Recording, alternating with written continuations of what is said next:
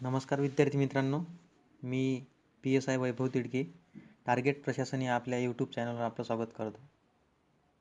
आज आपण 2018मध्ये झालेला कंबाईंड पूर्व परीक्षेचा जो पेपर आहे त्यामधील इकॉनॉमिक या घटकावर विचारलेल्या 15 प्रश्नांचं विश्लेषण करणार आहोत.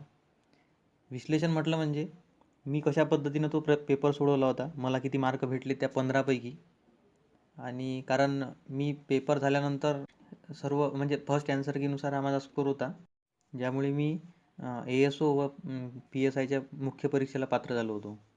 तर आपण मुख्यतः हे गोष्ट पाहणार आहोत की आपल्याजवळ असलेले जे संदर्भ साहित्य आहेत त्याच्यामधूनच प्रश्न विचारले जातात काय, आणि किती पर्सेंट प्रश्न त्याच्यामधून विचारले जातात आणि किती पर्सेंट प्रश्न आपल्याला लॉजिकली सोडवावे लागतात, जे की आपण केलेल्या पूर्ण अभ्यासावरून आपल्याला सोडवता आलेच पाहिजेत. असे ते लॉजिकली काही प्रश्न असतात. आपण महाराष्ट्रामध्ये सहसा 2 पुस्तकं वापरतो. अनेक पुस्तकं आहेत, दत्त सुंदरम वगैरे, त्या गोष्टी त्या भानगडीत आपण पडणार नाही. आपण ओळखीचे असलेले 2 पुस्तकं पाहू.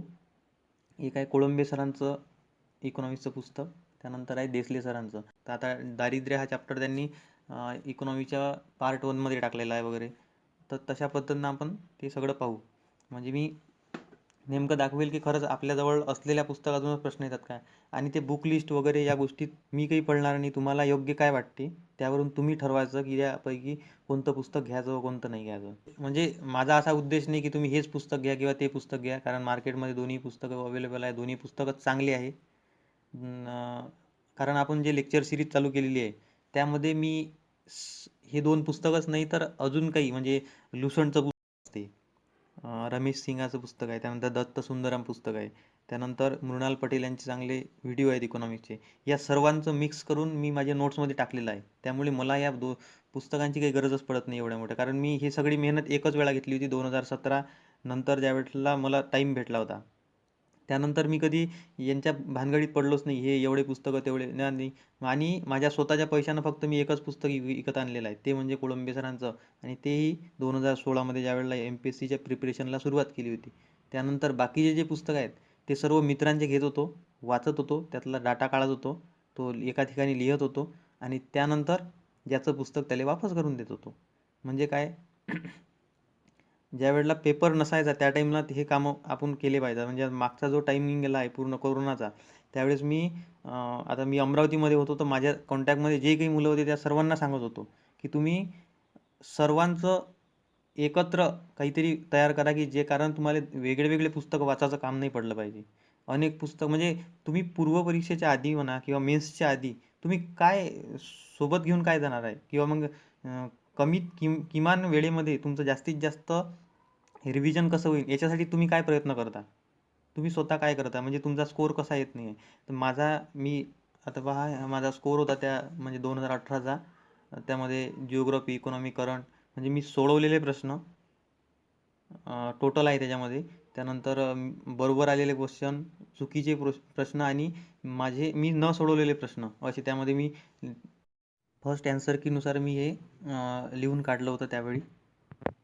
आपली जे लेक्चर सिरीज मी म्हणजे तुम्हाला फ्रीमध्ये उपलब्ध करून देत आहे, त्यामध्ये इकॉनॉमीसारख्या या बोरिंग सब्जेक्टला सगळ्यात बोरिंग सब्जेक्ट असं वाटते, म्हणजे सायन्स नंतर जर कोणाचा नंबर लागत असेल तर इकॉनॉमिक्सचा, की म्हणजे नवीन मुलाला म्हणा कोणालाही कठीण जाते तो समजायला, तर त्या विषयाला सोप्यात सोपी पद्धतीनं आपण समजून घेणार आहोत. एखाद्या म्हणजे तुम्ही तेवढी थिंकिंग करता का बा, म्हणजे मी जेवढं थिंकिंग करत होतो त्या विषयामध्ये, शब्द आला तर त्या शब्दाचा अर्थ, संकल्पना आली तर ते संकल्पना सोप्यात सोपी करून कशी आपल्या लक्षात राहील, याचा सगळं अभ्यास आपण त्या लेक्चर सिरीजमध्ये करणारच आहोत. तर आपण मुख्य विषयाला हात घालू. 2018मध्ये मला A सेट होता. त्यानंतर एक प्रश्न जिओग्राफीमध्ये, आणि जिओग्राफीचा एक प्रश्न इकॉनॉमिक्समध्ये गेला होता. त्याच्या कारणानं आपण 49 नंबरचा प्रश्न होता. भारताची पहिली पंचवार्षिक योजना आणि त्याचा कालावधी शोधायचा होता आपल्याला. कोळंबे सरांच्या पुस्तकामध्ये जर तुम्ही पाहिलं तर 52 नंबरच्या पेजमध्ये, म्हणजे सगळ्यात सोपी प्रश्न होता हा. म्हणजे आला नाही बा असं तर कोणाला होतच नाही. हा एकदम सोपी प्रश्न होता. 52 नंबरच्या पेजवर तुम्हाला याचं उत्तर भेटेल. त्यानंतर तर तुम्ही देसले सरांचं पुस्तक वाचलं तर 548 नंबरचं पेज आहे. त्याच्यावर तुम्हाला या प्रश्नाचं उत्तर भेटून जाईल. आता पहिली पंचवार्षिक योजना विचारली तर बाकीचे आपल्या लक्षात असायला पाहिजे. आता आपण लेक्चरमध्ये सर्वच शिकू, पण सध्या आपण फक्त आपल्या पेज नंबरवर म्हणजे आपल्या बुकमध्ये खरंच हे प्रश्न आहेत का हेच चेक करू. त्यानंतर मी कसे काही प्रश्न सोडवले तेच पण सांगणार आहे. आता त्यानंतर पाहू आपण 56 नंबरचा क्वेश्चन आहे.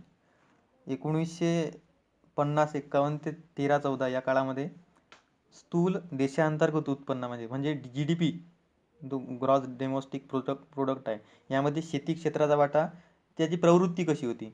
आता तुम्ही जर पाहिलं, हाही प्रश्न सोपी आहे. तुम्हाला लॉजिक आणि तुम्ही वाचलेल्या गोष्टीवर तुमचं लक्ष असलं पाहिजे की शेती क्षेत्राचा वाटा आता 15-16% किंवा 17% आहे. त्यावेळेस किती टक्के होता? तर त्यावेळेस 50, 52 अशा जवळपास या टक्क्यामध्ये होतं. तुम्ही जर पाहिलं तर कोळंबे सरांच्या पुस्तकामध्ये 273 नंबरच्या पेजवर आणि देसले सरांच्या पुस्तकामध्ये 278 नंबरचा हे पेज नंबर आहे, याच्यामध्ये तुम्हाला दिसून जाईल. त्यानंतरचा प्रश्न पाहू आपण. आता याच्यामध्ये मी सोडवलेला प्रश्न हे जे राऊंड केलेला आहे, म्हणजे त्यावेळेस मी पेन्सिलनं सोडवत होतो. राऊंड केलेला क्वेश्चन हा माझा सोडवलेला आहे आणि ज्याच्यावर काट मारलेली आहे तो आयोगाचं ओरिजिनल उत्तर आहे. त्यानंतर 57 नंबरचा क्वेश्चन पाहू. महाराष्ट्र राज्यातील कोकण विभागाला खालील क्षेत्रात शाश्वत तुलनात्मक लाभ आहे म्हणते, म्हणजे जास्तीत जास्त लाभ आहे. आता याच्यामध्ये मी विचार करत असताना हे सर्व उद्योग दिलेले आहेत. तर कापड उद्योगासाठी मुंबई फेमस होती आणि मत्स्यपालन, फलोत्पादन, पर्यटन यासाठी कोकण पूर्ण तो किनारपट्टीच फेमस आहे. तर मी विचार करताना ह्या दोन्ही गोष्टी केल्या, म्हणजे माझा प्रश्न हा चुकला, परंतु मी हिस्ट्रीमध्ये गेलो होतो, लिंक लावण्याचा प्रयत्न केला. इथं थोडंसं म्हणजे गडबडलं काम. तर तुम्ही म्हणजे त्याचं उत्तर होतं 3 नंबरचं, म्हणजे मत्स्यपालन, फलोत्पादन आणि त्यानंतर आता याच्यामध्ये जर पाहिलं ए नंबर का कॅन्सल होते, तर ए नंबरमध्ये शेती आणि कृषी प्रक्रिया उद्योग, तर हे पश्चिम महाराष्ट्रामध्ये याचं प्राबल्य आहे. त्यानंतर वन आणि खनिज संपत्ती जर म्हटलं तर पूर्व विदर्भामध्ये याचं प्राबल्य येते म्हणजे या क्षेत्राचं. म्हणून ते वरचे 2 तर ऑप्शन कटलेच होते. खालच्या मध्येच काहीतरी आपल्याला 2 पैकी एक निर्णय घ्यायचा, एक तर 4, एक तर किंवा 3. तर मी 4 वर गेलो आणि माझं प्रश्नाचं उत्तर चुकलं. त्यानंतर 59 नंबरचा क्वेश्चन आहे.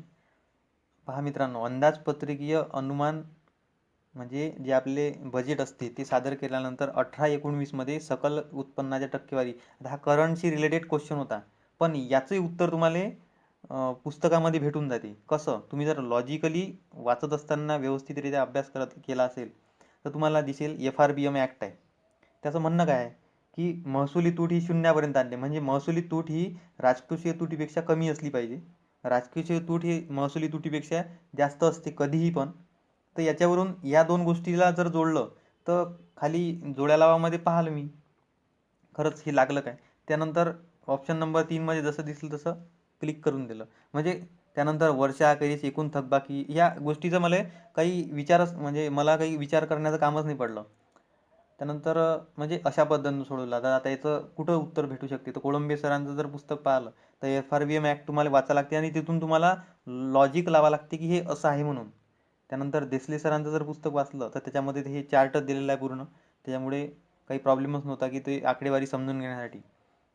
217 नंबरच्या पेजवर आहे ते देसले सरांच्या पुस्तकामध्ये.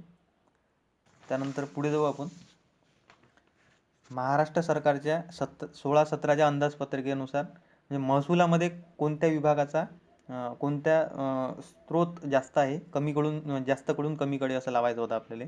तर पहा मित्रांनो, याचं उत्तर तुम्हाला कोळंबे सरांच्या पुस्तकामध्ये भेटून जाईल. म्हणजे जर तुम्ही पाहिलं तर पेज नंबर 257 मध्ये तुम्हाला याचं व्यवस्थितरित्या दिलं आहे की महाराष्ट्र शासनाचं उत्पन्न टॅक्सनुसार म्हणजे कोणत्या टॅक्सनुसार कसं येते. तर हे भारतासाठी आणि महाराष्ट्रासाठी हे सगळं तुम्हाला प्रत्यक्ष कर अप्रत्यक्ष कर या दोन्हीमध्ये करावं लागणार आहे. दुसरी गोष्ट, याचं उत्तर देसले सरांच्या पुस्तकात नाही, कारण ज्या गोष्टी आहेत महाराष्ट्राशी संबंधित त्यांनी माहिती फार कमी दिली आहे. तिथं भारताशी संबंधित वगैरे माहिती, चार्ट वगैरे सगळे दिलेले आहेत. तर हे तुम्हाला कोळंबे सरच्या पुस्तकामध्ये याचं उत्तर भेटते. त्यानंतर जेव्हा आपण लोकसंख्या संक्रमण सिद्धांतानुसार दुसऱ्या टप्प्यामध्ये काय होते, तर याचं उत्तर तुम्हाला डेव्हलपमेंट जर पुस्तक वाचलं असेल देसले सरांचं, म्हणजे लोकसंख्या हा जर चॅप्टर वाचला असेल व्यवस्थित, तर तिथं लोकसंख्या संक्रमणाचे सिद्धांत दिलेले आहेत. प्राथमिक, द्वितीय म्हणजे 3 टप्पे पडतात त्याचे. त्या 3 टप्प्यामध्ये पहिला जो टप्पा आहे म्हणजे त्याच्यामध्ये काय असते, लोकसंख्या स्थिर राहते. म्हणजे 3 नंबरच्या ऑप्शनमध्ये दिलेला आहे पहिला टप्पा. कसा? जन्मदर, मृत्यूदर हे दोन्ही जास्त असतात. म्हणजे लोकसंख्या इथं स्थिर असते. भारताची जे 1920च्या आधीची स्थिती होती ती. त्यानंतर 1920 नंतरची स्थिती म्हणजे काय, तर लोकसंख्या वेगाने वाढते. आता वेगाने वाढते म्हणजे काय, तर जन्मदर जास्त असते, मृत्यूदर कमी होते, त्यामुळे लोकसंख्या वाढते. तर हाच आहे दुसरा टप्पा. तिसऱ्या टप्प्यामध्ये काय होते, कमी अधिक प्रमाणात लोकसंख्या ही स्थिर होण्याचा प्रयत्न म्हणजे हा तसा चौथा टप्पा आहे.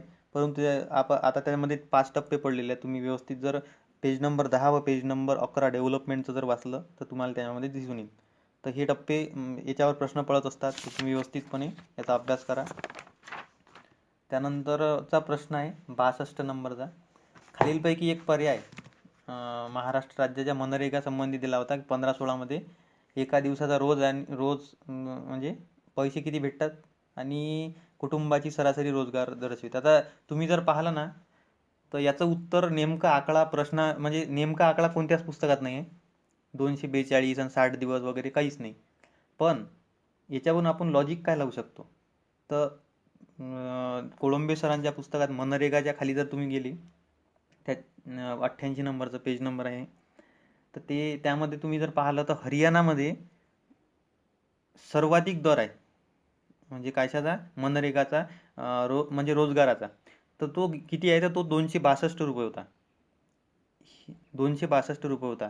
आणि मग आता 262 जर हरियाणाचा असेल, तर याच्यावरून एक लॉजिक निघते की 324, 370 हे उत्तर असू शकत नाही, आणि 262 ही उत्तर असू शकत नाही. उत्तर असू शकते 242. आता दिवसाचं काही घेणं देणंच नाही, आपण तसंच उत्तराचं टिक केलेलं आहे. म्हणजे काय झालं आहे, तुम्ही लॉजिक लावला, मला हे माहीत आहे, पण बाकीचं त्याच्यावरून अंदाज काढला की मला हे जरी माहीत नसलं तरी याचं उत्तर हे आहे.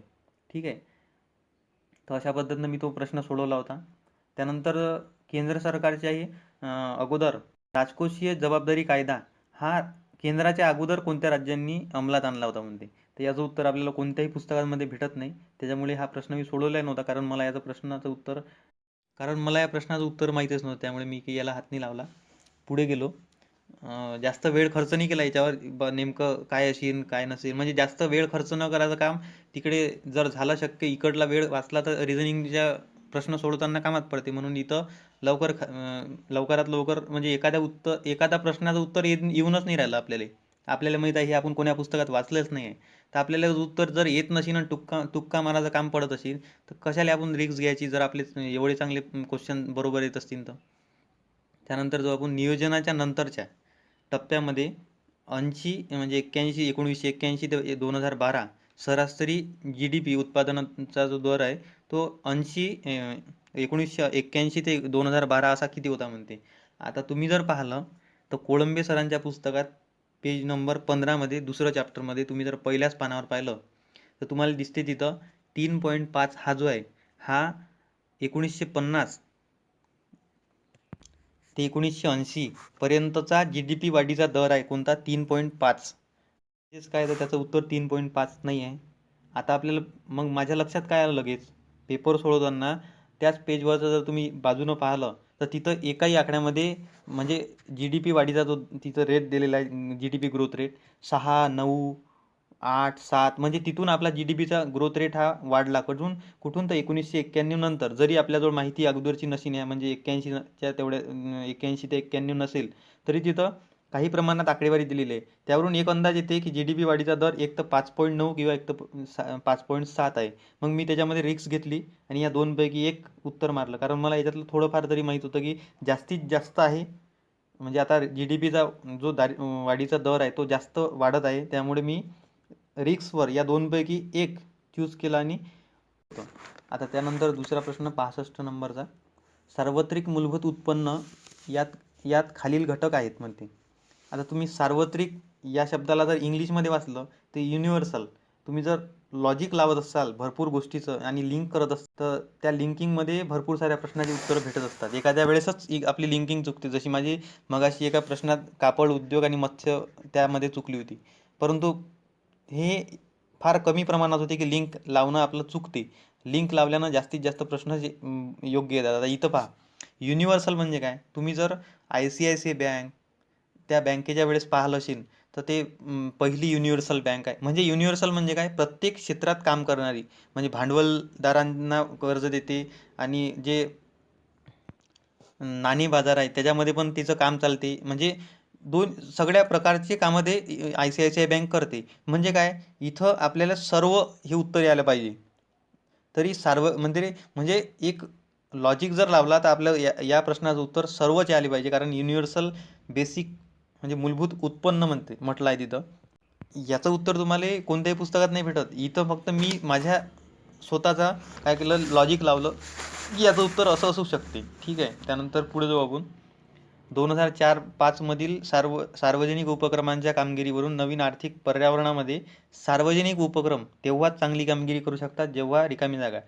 आता सार्वजनिक जे उपक्रम असतात, आपण 1991चं धोरण का राबवलं याचे कारणं जर तुम्हाला माहीत असतील, किंवा हे चॅप्टर जर तुम्ही व्यवस्थितरित्या खाजगीकरण उदारीकरण जर चॅप्टर व्यवस्थितरित्या वाचलं असेल, तर तुम्हाला या गोष्टी एकदम परफेक्ट जमतात. म्हणजे तुम्ही याचं उत्तर मारू शकता. याचं उत्तर डायरेक्ट पुस्तकामध्ये कोणत्याच नाही. तुम्ही खाऊच्या चॅप्टर वाचावं लागेल, त्यावेळेस कुठं तुम्हाला समजेल. आता कोळंबे सरांच्या पुस्तकामध्ये 361 नंबरवर आहे, तुम्ही पहा तिथं. नोकरशाही, राजकीय नियंत्रणात घट. त्यानंतर म्हणजे सार्वजनिक उपक्रम का काम करू शकत नाहीत, तर ते म्हणजे का त्याची वृद्धी होत नाही, तर याचं उत्तर तुम्हाला एकदम लॉजिकली येऊन जाते की पुरेशी स्वातंत्र्यता त्यांनी म्हणजे स्वायत्तता नसते. त्यानंतर नोकरशाही व राजकीय नियंत्रण म्हणजे त्यांच्यात नियंत्रण असते. सार्वजनिक कंपन्या ह्या मागं आहेत खाजगी कंपन्यापेक्षा. त्याचं तुम्हाला उत्तर इथं जर ते लॉजिक लावता आलं तर तुम्हाला याचं उत्तर सोडवता येते. त्यानंतर खाली जाऊ आपण. शेती क्षेत्रासाठी आर्थिक नियोजनाची खालीलपैकी कोणती वैशिष्ट्ये आहे. हे प्रश्नाचं उत्तर तुम्हाला लॉजिक न देता, याचं पुस्तक कोणत्याही पुस्तकात नाही आहे. तुम्ही जर पाहिलं शेती उत्पादन म्हणजे आर्थिक नियोजनाची उद्दिष्ट काय आहेत. आता आर्थिक नियोजन म्हणजे काय, त्याचे आर्थिक तेले सक्षम करणे, तो शेती उत्पादनात वाढ करणे, रोजगार संधीमध्ये वाढ करणे, ग्रामीण भागातील उत्पन्नाची विषमता कमी करणे. ठीक आहे ना, तर त्यावरून तुम्हाला याचं उत्तर देता येते. तुम्ही जर लॉजिक लावत असाल व्यवस्थित, तुमचा अभ्यास जर तुम्ही तुमच्या अभ्यासाला अप्लाय करत असाल, तर त्याचं उत्तर तुम्हाला योग्य प्रकारे येते. आता 68 नंबरचा प्रश्न, तर हा योजनेवर होता, करंटचा क्वेश्चन होता, तरी हा इकॉनॉमिक्सच्या दृष्टिकोनातून विचारला होता. तर म्हणजे याचं उत्तर काही आता सांगण्यासारखं नाही आहे की कुठं याचं उत्तर कुठं मिळेल, कोणत्या पेज नंबर वगैरे. तुम्ही जर व्यवस्थित करंटचा अभ्यास करत असाल तर त्याचं उत्तर एकदम सोपं आहे. तसंही प्रधानमंत्री मुद्रा योजना जर पाहिलं, सूक्ष्म उद्योगांना पुनर्वित्त विकास करण्यासाठी त्यांना म्हणजे त्याचा उद्देश आहे तो. त्यानंतर सौभाग्य योजना कशासाठी होती, तर वीज निर्मितीसाठी. उज्ज्वला गॅससाठी होती. डिस्कॉम म्हणजे घरगुती विद्युतीकरण. ते एकदम सोपं होतं प्रश्न. त्यानंतर त्यांचा म्हणजे ज्यांचा नागवणुकीचा दर रिकामी जागा टक्के किंवा त्यापेक्षा जास्त आहे, असे कुटुंब अनेक अंगाने गरीब असते. आता हे जर पाहिलं तुम्ही, नागवणूक दर म्हणजे काय, तर बहुआयामी गरिबी, म्हणजे सगळ्या बाजूनी अनेक अंगानी असलेली गरिबी. आता बहुआयामीचं याचं उत्तर कुठं भेटेल तुम्हाला, तुम्ही जर मल्टी डायमेन्शनल पॉवर्टी इंडेक्स व्यवस्थित वाचला असेल तर तुम्हाला तिथं त्याचं उत्तर भेटते. तुम्ही देसले सरांचं जर डेव्हलपमेंटचं पुस्तक वाचलं तर त्याच्यामध्ये तुम्हाला याचं उत्तर म्हणजे आता त्याने नवीन पुस्तकामध्ये जर पाहिलं, नवीन एडिशन जी आहे त्यांची 9वी आहे वाटते कदाचित, तर त्याच्यामध्ये त्यांनी दारिद्र्य बहुआयामी निर्देशांक त्याच्यामध्ये दिलेला आहे. ते पाहून घ्या तुम्ही. म्हणजे आपलं लक्ष असलं पाहिजे बारीक.